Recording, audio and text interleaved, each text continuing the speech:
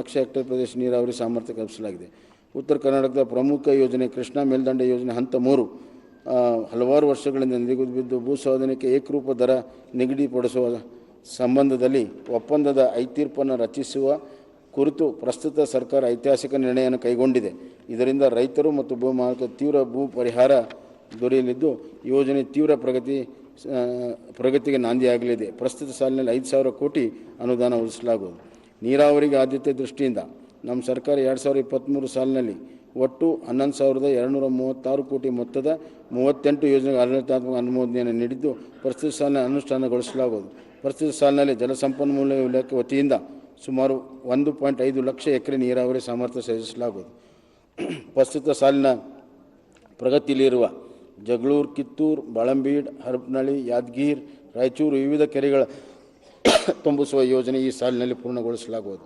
ಸಸಾಲಟ್ಟಿ, ಶಿವಲಿಂಗೇಶ್ವರ, ಮಂಟೂರು, ಮಹಾಲಕ್ಷ್ಮಿ, ಶ್ರೀ ವೆಂಕಟೇಶ್ವರ ನೀರಾವರಿನ ಮತ್ತು ಪುರಗಾಲಿ ಸೂಕ್ಷ್ಮ ನೀರಾವರಿ ಯೋಜನೆ ಪ್ರಸ್ತುತ ಸಾಲಿನಲ್ಲಿ ಪೂರ್ಣಗೊಳಿಸಲು ಕ್ರಮವಹಿಸಲಾಗುವುದು.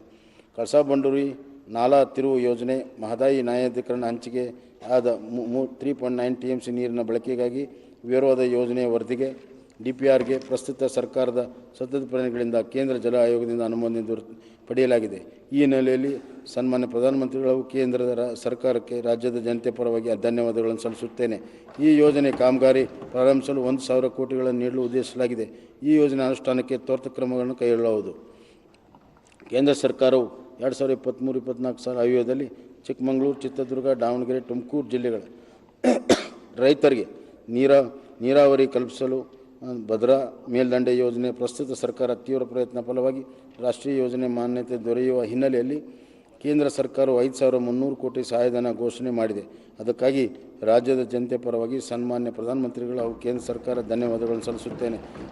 ಸದರಿ ಯೋಜನೆ ತೀವ್ರ ಅನುಷ್ಠಾನಕ್ಕೆ ರಾಜ್ಯ ಸರ್ಕಾರ ಬದ್ಧವಾಗಿದೆ. ರಾಜ್ಯದ ಮಹತ್ವಾಕಾಂಕ್ಷೆಯ ಎತ್ತಿನಹೊಳೆ ಸಮಗ್ರ ಕುಡಿಯುವ ನೀರಿನ ಯೋಜನೆ ಪ್ರಥಮ ಹಂತದ ಕಾಮಗಾರಿ ಬಹುತೇಕ ಪೂರ್ಣಗೊಳ್ಳುವ ಹಂತದಲ್ಲಿದ್ದು ತುಮಕೂರು ಜಿಲ್ಲೆಯವರೆಗೂ ಗುರುತಿರುವ ಕಾಲುವೆ ಫೀಡರ್ ಕಾಲುವೆ ಕಾಮಗಾರಿಯನ್ನು ಪೂರ್ಣಗೊಳಿಸಿ 2023-24 ನೀರನ್ನು ಪೂರೈಸಲು ಉದ್ದೇಶಿಸಲಾಗಿದೆ. ಕೋಲಾರ ಮತ್ತು ಚಿಕ್ಕಬಳ್ಳಾಪುರ ಜಿಲ್ಲೆಯ ಕೆರೆಗಳನ್ನು ನೀರು ಪೂರೈಸುವ ಕಾಮಗಾರಿ ಹಾಗೂ ಶ್ರೀನಿವಾಸಪುರ ಮತ್ತು ಕೋಲಾರ ಫೀಡರ್ ಚಾನೆಲ್ ಕಾಮಗಾರಿ ಟೆಂಡರ್ ಕರೆಯಲಾಗಿದೆ. ಶೀಘ್ರದಲ್ಲಿ ಕಾಮಗಾರಿ ಪ್ರಾರಂಭಿಸಿ ಪೂರ್ಣಗೊಳಿಸಲಾಗುವುದು. ಮೇಕೆದಾಟು ಯೋಜನೆ ಅನುಷ್ಠಾನ ಸಂಬಂಧಿಸಿದಂತೆ ಸುಪ್ರೀಂ ಕೋರ್ಟ್ನಲ್ಲಿ ತಮಿಳುನಾಡು ರಾಜ್ಯ ದಾವೆ ಹೂಡಿದ್ದು ಇದನ್ನು ಶೀಘ್ರದಲ್ಲಿ ಇತ್ಯರ್ಥಪಡಿಸಿ ಕಾಮಗಾರಿಯನ್ನು ಅನುಷ್ಠಾನಗೊಳಿಸಲು ಕ್ರಮವಹಿಸಲಾಗುವುದು. ಈ ಯೋಜನೆಯ ಅಗತ್ಯ ಅನುದಾನ ಕಲ್ಪಿಸಲಾಗುವುದು. ತುಂಗಭದ್ರಾ ಜಲಾಶಯದಲ್ಲಿ ಸಂಗ್ರಹ ಸಾಮರ್ಥ್ಯ ಕೊರತೆ ನಿವಾರಿಸಲು ಕೊಪ್ಪಳ ಜಿಲ್ಲೆಯ ನವಳೆ ಬಳಿ ಸಮತೋಲನ ಜಲಾಶಯ ನಿರ್ಮಿಸಲು ಯೋಜನಾ ವರದಿ ಸಿದ್ಧಪಡಿಸಲಾಗಿದೆ. ಸದರಿ ಯೋಜನೆ ಅಂತಾರಾಜ್ಯ ಯೋಜನೆ